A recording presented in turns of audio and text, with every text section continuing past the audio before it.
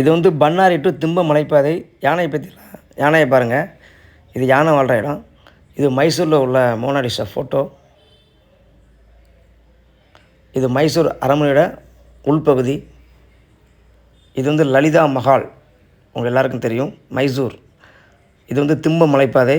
பாருங்கள், காடுகளில் எப்படி வந்து அந்த விலங்குகள் வசிக்கக்கூடிய ஒரு இடம் வந்து இப்படி தான் இருக்கும். அதாவது சமதளமாக இருக்கும். பாருங்கள், பக்கத்துலேயே மான் இருக்குது பாருங்கள்.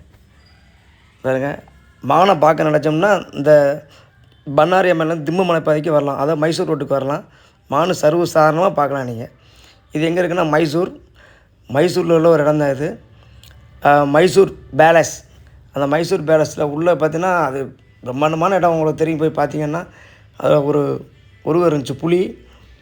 புலியா என்னன்னு தெரில. ஆனால் வந்து பார்க்க பயங்கரமாக இருந்துச்சு.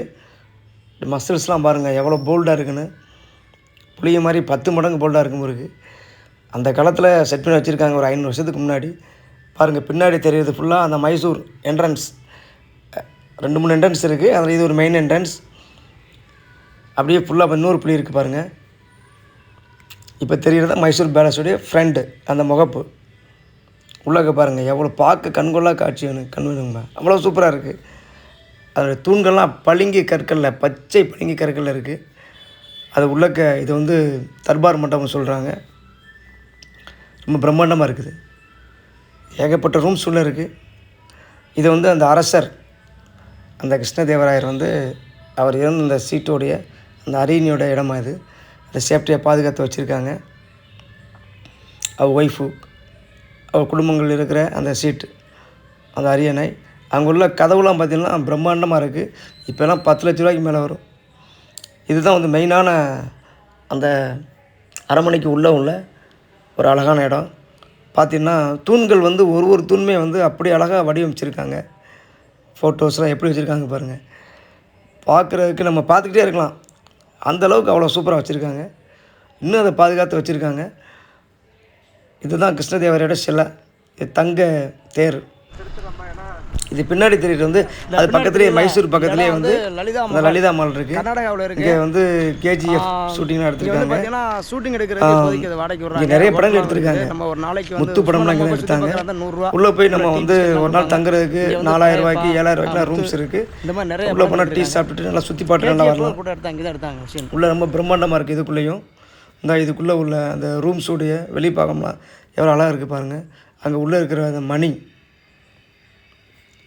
அந்த உள்ளே உள்ள அந்த படிக்கட்டு ஏறி போகிற அந்த ஸ்டெப்ஸு எல்லாம் பளிங்கு கற்கள்னால பார்க்குறதுக்கே அவ்வளோ சூப்பராக இருந்துச்சு.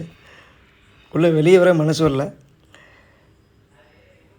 அதை முடிச்சு பார்த்திங்கன்னா அப்படியே வந்து நம்ம தமிழ்நாடு இதுக்குள்ள வந்துட்டோம். முதுமலை புலிகள் காப்பகம் வந்து வந்தாச்சு, உள்ளே வந்தாச்சு. இங்கேயும் பார்த்தீங்கன்னா வர வழியில் யானையை பார்த்துங்க. இங்கே பாருங்கள், அதான் நிற்கிது பாருங்கள் யானை. ஒரு குட்டியோடு நிற்கிது. பார்த்துக்கிட்டு இருந்தோம். கொஞ்சம் தூரத்தில் மேய்ஞ்சிக்கிட்டு இருந்துச்சு. அங்கேயும் அதே மாதிரி தான் மான்கள் வந்து சர்வசாதாரணமாக ஆடு மாதிரி நிற்கிது எல்லா இடத்துலையுமே. மான்களை பார்க்குறதா நம்ம சத்தியமங்கல காட்டுக்கும் பண்ணாரி காட்டுக்கும் வந்தாலே, திம்ப மலைப்பாதைக்கு வந்தாலே போதும், நிறையா பார்க்கலாம். இது எங்கே இருக்குன்னா வயநாடுங்க.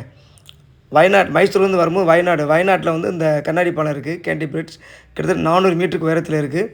நல்லா பிரம்மாண்டமாக இருந்துச்சு. கண்ணாடி பாலம் தான் ஃபஸ்ட் டைம் பார்க்குறேன்.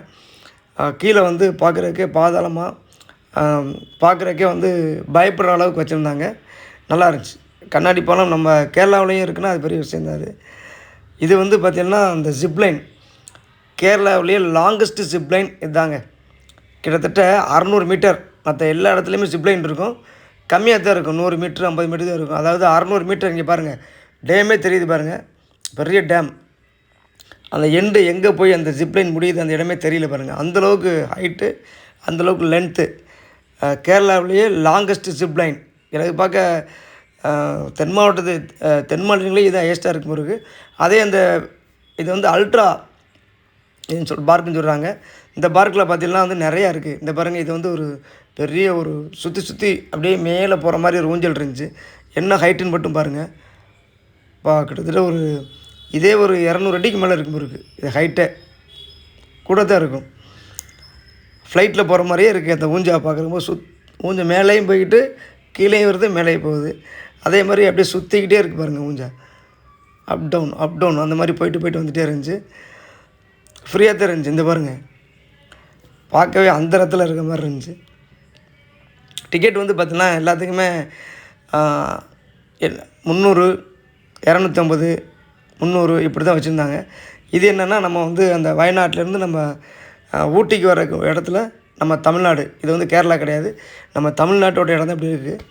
இது பார்த்திங்கன்னா அந்த அந்த வயநாட்டில் உள்ள அந்த அல்ட்ரா பிரிட்ஜ்லேயே வந்து இந்த கல்லுலேயே செதுக்கி வச்சுருந்தாங்க இந்த மீனை அழகாக பார்க்குறதுக்கு.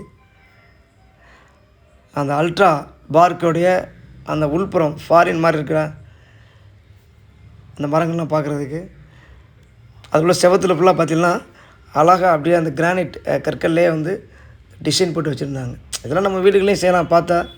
இது வந்து மைசூரில் உள்ள அந்த பார்க் உங்களுக்கு தெரியும். அந்த மைசூர் பேலஸுடைய முன்பக்கத்தை பார்த்துருப்பீங்க, நீங்கள் பின்பக்கம் பார்த்துருக்க மாட்டீங்க. பின்பக்கம் வந்து நிறைய அரண்மனைகள் நிறையா இருக்குது. அங்கே கிட்டத்தட்ட வாழ்ந்தவங்க எல்லாமே இங்கே தான் வந்து அந்த அரண்மனையை பார்க்குறவங்க, அதை பார்த்துக்கிட்ட சோல்ஜர்ஸ் எல்லாமே இங்கே தான் இருந்திருக்காங்க. பார்க்க ரொம்ப பிரம்மாண்டமாக இருக்குது பாருங்கள். லலிதா மஹால் இதெல்லாம் கண்டிப்பாக இப்போ பாருங்கள்.